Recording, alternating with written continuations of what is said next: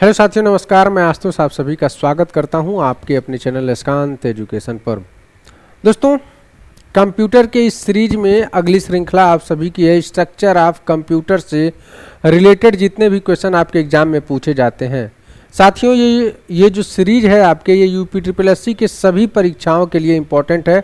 आप सबको पता है कि यूपीएससी अब अपने हर एक परीक्षाओं में 15 नंबर का कंप्यूटर जो है वो फिक्स कर दिया है कि अब हर एक एग्जाम में जो है यूपीएससी के 15 नंबर का कंप्यूटर आपका पूछा जाएगा। दोस्तों, ये कंप्यूटर की सीरीज सिर्फ यूपीएससी नहीं, जिस भी एग्जाम में आपका कंप्यूटर पूछता है उन सभी परीक्षाओं के लिए महत्वपूर्ण है। आज जो है स्ट्रक्चर ऑफ कंप्यूटर से रिलेटेड दूसरा चैप्टर जो है, इससे related top 25 most important question आप सभी के लिए इसमें कराए जाएंगे, जो आप सभी के लिए बहुत महत्वपूर्ण है। दोस्तों, इस वीडियो को पूरा देखिएगा और लास्ट में आपके 2 क्वेश्चन आपको दिए जाएंगे, ठीक है, जिसको सॉल्व करके आप लोगों को बताना है। सबसे ज़रूरी बात, क्वेश्चन शुरू करने से पहले उससे ज़रूरी बात मैं आप सबको बता दूं कि जिन लोगों ने भी अभी तक टेलीग्राम ग्रुप नहीं ज्वाइन किया है ज़रूर ज्वाइन कर लेंगे। यहाँ पे जूनियर असिस्टेंट, वीपीओ, यूपीपी सारे एग्जामों के नोटिफिकेशन, जो भर्तियां हैं उनकी नोटिफिकेशन का डिटेल आपको यहाँ पे मिल जाता है। कंटेंट्स आपको वहाँ पे प्रोवाइड कराए जा रहे हैं, ठीक है। जल्दी आपका क्विज स्टार्ट किया जाएगा, तो इसे जरूर आप लोग ज्वाइन कर लेंगे। टेलीग्राम पर सर्च कर सकते हैं, एस्कांत एजुकेशन ऑफिशियल टेलीग्राम ग्रुप मिल जाएगा, या फिर डिस्क्रिप्शन में टेलीग्राम ग्रुप का लिंक मिल जाएगा। और नोट्स की जानकारी के लिए आपके स्क्रीन पर नंबर चल रहा है 63 94 59 52 25। इस पर आप व्हाट्सएप मैसेज करके इसकी जानकारी ले सकते हैं। हम लोग चलते हैं अपने प्रश्नों को सॉल्व करते हैं, ठीक है। इन प्रश्नों को सॉल्व करते हैं कि कौन कौन से प्रश्न आपके एग्जाम के लिए महत्वपूर्ण। कंप्यूटर के मुख्य भाग हैं, इन 4 ऑप्शन में से आप देख सकते हैं ये पूछा गया प्रश्न है आपका यूपीएससी जेईई एग्जाम 2016 में। थोड़ा फास्ट सॉल्व करेंगे क्योंकि वीडियो ज़्यादा लंबी हो जाएगी और लंबी वीडियो आप देखते नहीं हैं। चलिए, कंप्यूटर के मुख्य भाग हैं। कितने भाग होते हैं कंप्यूटर के? 6 भाग होते हैं। कौन कौन से? सबको पता होगा कंप्यूटर के कितने भाग होते हैं? 6 भाग होते हैं। मॉनिटर होता है, सीपीयू होता है, ठीक है, मॉनिटर होता है, सीपीयू होता है, माउस होता है, ठीक है, कीबोर्ड होता है, ठीक है, कीबोर्ड होता है, प्रिंटर होता है। कितने हो गए जल्दी बताइए? Monitor, CPU, mouse, keyboard, printer, 5 आपके हो गए हैं। 6 होते हैं। कौन कौन से होते हैं जल्दी बताइए? कीबोर्ड भी होता है, मॉनिटर होता है, ठीक है, इसमें एक होता है आपका स्पीकर भी होता है। क्या होता है? स्पीकर भी होता है। ये 6 भाग होते हैं, कंप्यूटर के मुख्य भाग होते हैं। क्लियर है? अगले प्रश्न पर चलते हैं। अगला प्रश्न क्या करा? निम्न में से कौन सा कंप्यूटर का अभिन्न हिस्सा नहीं है? तो आप देख सकते हैं यहाँ पे एक यूपीएस ऑप्शन दिया हुआ है। ये कंप्यूटर का अभिन्न हिस्सा, मतलब ये हिस्सा नहीं होता है। यूपीएस क्या होता है? एक विद्युत आपूर्ति पूरा करने के लिए, जैसे अचानक आप कंप्यूटर पे कोई काम कर रहे हैं और अचानक से लाइट चली जाती है तो कंप्यूटर बंद हो जाता है। उसी के विद्युत आपूर्ति के लिए यूपीएस का यूज किया जाता है कि कुछ समय के लिए आप अपने जो डाटा है जिस पर आप काम कर रहे हो कंप्यूटर पर, उसको सेव करके कंप्यूटर को अच्छे तरीके से बंद कर पाएं, ठीक है।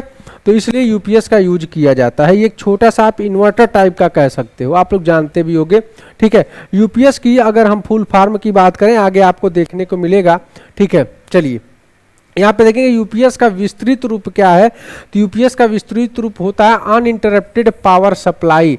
Uninterrupted power supply, uninterrupted power supply होता है, ठीक है। ये आप देख सकते हो, पावर सप्लाई होता है। क्लियर? ये इसका विस्तृत रूप मतलब फुल फॉर्म होता है। चलिए आगे बढ़ते हैं। अगला प्रश्न देखते हैं हमारा क्या है। कंप्यूटर डैश के बिना काम नहीं कर सकते। किसके बिना? कंप्यूटर सीपीयू के बिना काम नहीं कर सकता है। दोस्तों, आप सबको पता है कि कंप्यूटर का जो दिमाग होता है वो सीपीयू होता है, ठीक है। सेंट्रल प्रोसेसिंग यूनिट इसका फुल फॉर्म होता है। आप सबको पता है किसी के पास भी, मनुष्य भी है, तो अगर उसका दिमाग काम नहीं करता है तो वो कोई कार्य नहीं कर सकता है। क्लियर? तो कंप्यूटर किसके बिना कार्य नहीं कर सकता? अपने दिमाग के बिना, मतलब सीपीयू के बिना वो कार्य नहीं कर सकता है। अगले प्रश्न पर चलेंगे। अगला प्रश्न क्या कह रहा है आपका? कंप्यूटर के सभी हार्डवेयर की जांच इनमें से कौन करता है? तो BIOS जो है कंप्यूटर के हार्डवेयर की जांच करता है। BIOS का फुल फॉर्म क्या होता है? सबसे इंपॉर्टेंट चीज यही होगा, ठीक है। BIOS का फुल फॉर्म क्या होता है जल्दी बताइए? BIOS का फुल फॉर्म क्या होता है? कमेंट में आप लोग इसका आंसर भी बता सकते हैं, ठीक है। चलिए दोस्तों, कंप्यूटर का ये BIOS का जो फुल फॉर्म होता है बेसिक इनपुट आउटपुट सिस्टम होता है। क्या होता है? बेसिक इनपुट आउटपुट सिस्टम होता है, ठीक है। ये कंप्यूटर के सभी हार्डवेयर की जांच करता है। क्लियर है? आगे बढ़ते हैं। ये भी आपका UPSSC JEE एग्जाम में पूछा जा चुका है। मदरबोर्ड को निम्न नामों से जाना जाता है। तो मदरबोर्ड को दोस्तों मुख्य बोर्ड और प्रणाली बोर्ड दोनों के नाम से जानते हैं, ठीक है। इसका ऑप्शन हो जाएगा आपका सी। अगले पर चलते हैं। अगला प्रश्न क्या है आपका कि इनपुट एवं आउटपुट उपकरण जो डिवाइस का नियंत्रण किसके द्वारा किया जाता है? तो आप सबको पता है नियंत्रण मतलब कंट्रोल किसके द्वारा किया जाता है? कंट्रोल यूनिट के द्वारा किया जाता है। ये एक CPU का भाग होता है, ठीक है। आगे बढ़ते हैं। अगला क्वेश्चन क्या है आपका? कंप्यूटर का वह हिस्सा जहां डेटा तथा निर्देश भरा होता है। तो कंप्यूटर का वो हिस्सा जहां डेटा व निर्देश भरा होता है वो क्या होता है? मेमोरी यूनिट होता है। क्या होता है? मेमोरी यूनिट होता है। मेमोरी में ही क्या डाटा वगैरह स्टोर होते हैं, ठीक है। मेमोरी को कितने भागों में बांटा गया है? तो मेमोरी को 2 भागों में बांटा गया है। कौन कौन से? इंटरनल मेमोरी और एक्सटर्नल मेमोरी, ठीक है। आप सबको पता है हार्ड डिस्क क्या होता है? एक्सटर्नल हार्ड डिस्क, ठीक है। इंटरनल मेमोरी भी होता है, आप लोग समझ रहे होंगे। निर्देश मतलब इंस्ट्रक्शन, सूचना, इंफॉर्मेशन और परिणाम को एकत्रित करने के लिए किसका उपयोग किया जाता है? जल्दी बताइए। मेमोरी यूनिट का यूज किया जाता है। किसका? मेमोरी यूनिट का यूज किया जाता है। अगले प्रश्न पर चलते हैं। कंप्यूटर का रोम क्या है ये बताना है आपका। ALU है, कंप्यूटर सॉफ्टवेयर है, ऑपरेटिंग सिस्टम है, कंप्यूटर हार्डवेयर या CPU है। तो दोस्तों जो रोम होता है ये कंप्यूटर हार्डवेयर होता है। क्या होता है? कंप्यूटर हार्डवेयर होता है आपका। आगे बढ़ते हैं। अभी आपको इसके फुल फॉर्म देखने को मिलेंगे। देखिए रोम का पूरा रूप क्या होता है? रीड ओनली मेमोरी होता है। क्या होता है? रीड ओनली मेमोरी होता है। क्लियर दोस्तों। मैं आप सबको एक चीज़ और बता दूं कि कंप्यूटर की थियरी क्लास भी आपकी चलेगी, लाइव क्लास चलेगी। लेकिन वो क्लास कब चलेगी? जब आपके एग्जाम डेट अनाउंस हो जाएंगे तो थियरी क्लास भी आपको प्रोवाइड कराया जाएगा चैप्टर वाइज। आगे बढ़ते हैं। अगला प्रश्न क्या है आपका? फ्लैश ड्राइव को लोकप्रिय रूप से के नाम से जाना जाता है। तो दोस्तों पेन ड्राइव जो होता है उसे फ्लैश ड्राइव भी हम कहते हैं, ठीक है। फ्लैश ड्राइव को पेन ड्राइव भी कहते हैं, इसके नाम से भी जाना जाता है। पेन ड्राइव ज़्यादा लोकप्रिय है। क्लियर। कंप्यूटर की स्मृति का मापन किया जाता है बीट्स में, बीट्स के द्वारा। कंप्यूटर की जो मेमोरी होती है उसकी सबसे छोटी इकाई क्या होती है? बीट्स होती है। क्लियर है। आगे बढ़ते हैं। अभी आपको बीट्स समझ में आएगा। क्लियर। सबसे छोटी इकाई होती है। एक निबल में कितने बीटों के बराबर होता है? एक निबल कितने बीटों के बराबर होता है? तो दोस्तों एक निबल जो है 4 बीट्स के बराबर होता है। क्लियर। बीट्स बाइनरी डिजिट में जो ये मेमोरी का एक छोटी इकाई बीट्स होती है जो कंप्यूटर को मापा जाता है जिसके द्वारा।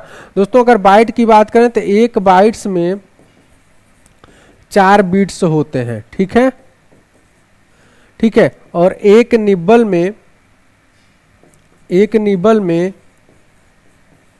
आपके ये एक बाइट्स में 8 बीट्स होते हैं, ये आप ध्यान देंगे, ठीक है। और एक निबल में 4 बीट्स होते हैं आपके।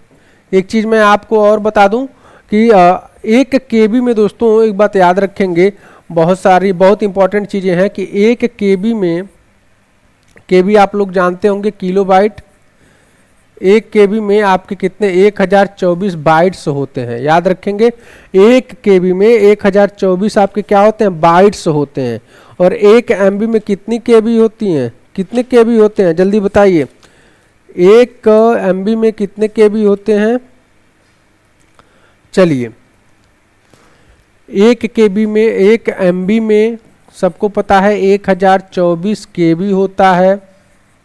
1 में MB का मतलब क्या हो गया? मेगाबाइट होता है। 1 GB में कितने MB होते हैं? 1024 MB होता है। क्लियर है। ये छोटी इकाइयां हैं जो आप सबको पता भी होंगी। आप लोग नेट यूज करते हैं KB में, MB में, ठीक है, मेमोरी यूज करते हैं। क्लियर। तो 1 GB में 1024 MB होता है, 1 MB में 1024 KB होता है और 1 KB में 1024 बाइट्स होता है और एक बाइट्स में 8 बिट्स होते हैं। कितने होते हैं? 8 बिट्स होते हैं। क्लियर है? ये इंपॉर्टेंट चीज है जो मैं आप सभी को बता रहा हूं। क्लियर? आगे बढ़ते हैं। आगे देखते हैं क्या क्वेश्चन है कि कंप्यूटर मेमोरी मापी जाती है जीबी में, जिसका अर्थ होता है गीगाबाइट। क्या होता है? गीगाबाइट होता है। क्लियर? जीबी का मतलब क्या होता है? गीगाबाइट। कंप्यूटर की मेमोरी का मापन किया जाता है किस में? देखिए बहुत शानदार क्वेश्चन जो अभी हम लोगों ने सॉल्व किया, बिट्स के द्वारा। किसके द्वारा? कंप्यूटर की जो मेमोरी है किसके द्वारा मापी जाती है? बिट्स के द्वारा। आगे बढ़ते हैं। क्या कंप्यूटर मेमोरी की सबसे छोटी इकाई है? ये यूपीपी में पूछा गया प्रश्न है आपका। ठीक है, ये बीट में मेमोरी की सबसे छोटी इकाई क्या होती है? बीट होती है। आगे बढ़ते हैं, अगला प्रश्न देखते हैं। मशीनी भाषा में किन 2 अंकों का उपयोग किया जाता है? तो 2 अंकों का यूज किया जाता है, 0 और 1। इन्हें बाइनरी डिजिट भी कहते हैं। क्या कहते हैं? बाइनरी डिजिट भी इन्हें कहते हैं। ठीक है, बाइनरी डिजिट भी कहते हैं इनको। ये मशीन लैंग्वेज जो कंप्यूटर होता है सिर्फ 2 अंकों को पढ़ पाता है। क्लियर है? बाइनरी डिजिट 0 और 1। आगे बढ़ते हैं, अगला प्रश्न देखते हैं। डैश आपके कंप्यूटर पर फाइल्स, फोल्डर्स और ड्राइव्स दिखाता है और फाइल हायरार्की के भीतर एक लोकेशन से दूसरे में नेविगेट करना आसान बनाता है। कौन सा ऑप्शन होगा? Microsoft internet explorer, Windows explorer, my computer, folders manager या विंडोज लोकेटर। तो दोस्तों माई कंप्यूटर आप लोग देखे होंगे, कंप्यूटर जिन लोगों ने भी कंप्यूटर लैपटॉप वगैरह चलाया है तो माई कंप्यूटर एक ऑप्शन होता है। माई कंप्यूटर पे आप जाओगे तो वहाँ पे तरह तरह के आपको फोल्डर्स दिखने को मिलेंगे, फाइल्स होते हैं, ड्राइव्स होते हैं। ठीक है, वहाँ से आप क्या कर सकते हैं? एक दूसरे में फाइल से जो डाटा वगैरह होता है ट्रांसफर कर सकते हैं। तो माई कंप्यूटर से। क्लियर? इस प्रश्न का जो आंसर हो जाएगा माई कंप्यूटर हो जाएगा। अगले प्रश्न पर चलते हैं। बोले हुए शब्दों को टाइप में लिखने का यंत्र क्या कहलाता है? दोस्तों आप लोगों ने देखा होगा मोबाइल में, कंप्यूटर में क्या होता है कि आप बोल करके भी आप टाइप कर सकते हो। तो उसे क्या कहते हैं? डिक्टाफोन कहते हैं। क्या कहते हैं? डिक्टाफोन। क्लियर? डिक्टाफोन की वजह से ऐसा होता है। आगे बढ़ते हैं, अगला प्रश्न देखते हैं। कंप्यूटर किस प्रकार की भाषा समझता है? तो मशीनी भाषा समझता है, 0 और 1। मशीनी भाषा क्या है? बाइनरी डिजिट 0 और 1 मशीनी भाषा समझता है कंप्यूटर। क्लियर? आगे बढ़ते हैं, अगला प्रश्न देखते हैं। अगला प्रश्न क्या आपका? कंप्यूटर के आंतरिक मापन को किसके द्वारा नियंत्रित किया जाता है? आंतरिक तापमान को, याद रखेंगे आंतरिक तापमान। आप देखे होंगे कि लैपटॉप में, कंप्यूटर में, सीपीयू वगैरह में पंखा लगा होता है। ठीक है, जब सिस्टम गर्म होता है तो पंखे की वजह से उसके तापमान को क्या किया जाता है? नियंत्रित किया जाता है। उसमें सेंसर की वजह से क्या होता है? जब गर्म होगा तो फैन ऑन हो जाता है। ठीक है, तो उस वजह से क्या होता है? उसका तापमान नियंत्रित किया जाता है पंखे की वजह से, इसीलिए पंखा लगाया जाता है।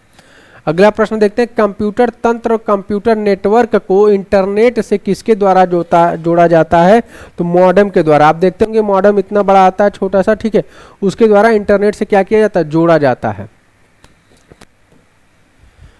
आगे बढ़ते हैं। निम्न में से ईडीपी का पूरा नाम क्या होता है? दोस्तों ईडीपी का पूरा नाम होता है इलेक्ट्रॉनिक डेटा प्रोसेसिंग। क्या होता है? इलेक्ट्रॉनिक डेटा प्रोसेसिंग होता है।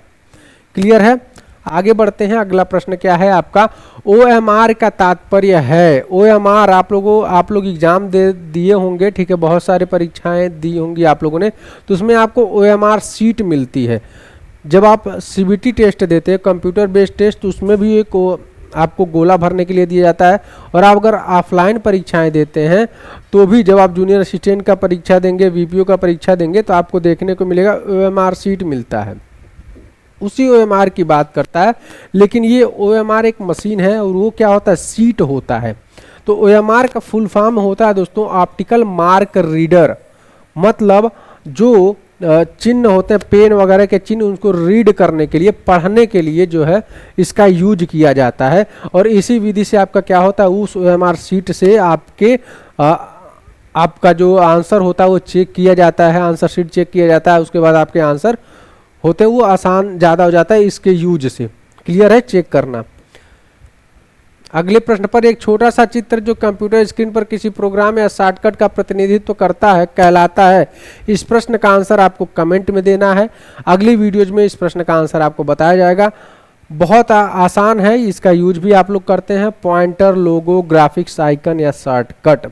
ठीक है, तो क्या कह रहा है, एक बार क्वेश्चन को पढ़ते हैं। एक छोटा सा चित्र जो कंप्यूटर स्क्रीन पर किसी प्रोग्राम या शॉर्टकट का प्रतिनिधित्व करता है कहलाता है। दोस्तों आप जब कंप्यूटर वगैरह लैपटॉप वगैरह चलाते हैं तो स्क्रीन पर, डेस्कटॉप पर ही स्क्रीन पर छोटा छोटा बना होता है, उसे क्या कहते हैं? सेम वही आंसर होगा आपका। इस प्रश्न का आंसर आपको कमेंट में देना, मैंने हिंट भी दे दिया। चलिए, जितने लोगों ने भी टेलीग्राम ग्रुप नहीं ज्वाइन किया जरूर ज्वाइन कर लेंगे। इसकी PDF आपको आपके टेलीग्राम ग्रुप पर डाल दी जाएगी। और भी जानकारियाँ नोट्स के लिए आप इस व्हाट्सएप नंबर पर मैसेज करके ले सकते हैं। जो भी चैनल पर नए हैं, चैनल से जुड़े हैं, वो चैनल को जरूर सब्सक्राइब कर लेंगे, अपने दोस्तों में से जरूर शेयर करेंगे। और प्रॉपर आपकी रेगुलर अब वीडियोज मिलेंगी, रीजनिंग की भी क्लासेज आपकी रेगुलर अब चलेंगी। ठीक है, चलिए बहुत बहुत धन्यवाद आप सभी का। जो भी चैनल पर नया, चैनल को सब्सक्राइब कर लेंगे। वीडियो पसंद आया तो लाइक करें, अपने दोस्तों में शेयर करें। बहुत बहुत धन्यवाद।